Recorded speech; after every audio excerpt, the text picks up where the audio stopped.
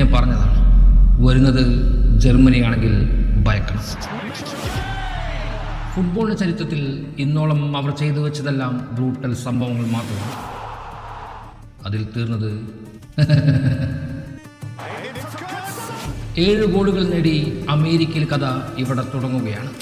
തീർന്നെന്ന് പാടി നടന്നവരെ തീർക്കാൻ തന്നെയാണ് ഭാവം. സദാ മുന്നിൽ വരുന്നവരെ ദയാദാക്ഷിണ്യം കൂടാതെ തീർക്കാൻ തുനിയുന്ന രീതി തന്നെയാണ് ഇന്നും തുടരുന്നത്.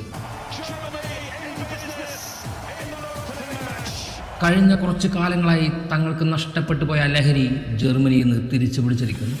ഒരു വലിയ വീഴ്ചയ്ക്ക് ശേഷം ലോകകപ്പിൻ്റെ ആ വലിയ മഹാവേദിയിൽ അവർ നടത്തിയ തിരിച്ചുവരവ് വെറുമൊരു ജയമല്ല, അതൊരു പ്രഖ്യാപനമാണ്.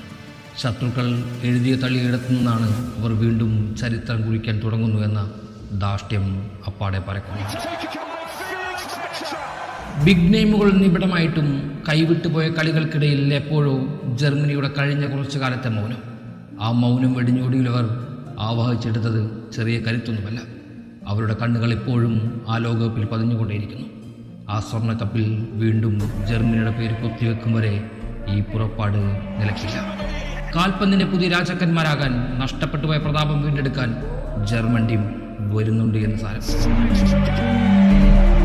പക്ഷേ അവസാനിപ്പിക്കുമ്പോൾ ഇതുകൂടി പറഞ്ഞു വെക്കണം.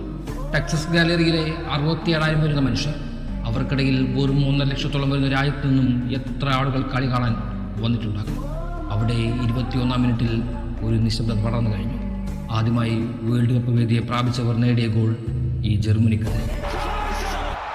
ഈ ഹിസ്റ്ററി ജർമ്മനിയുടെ രോമത്തിലേൽക്കില്ല, പക്ഷേ ആ കഥ അവരുടെ താളുകളിൽ വിസ്മരിക്കാത്ത ചരിത്രം തന്നെയാണ്.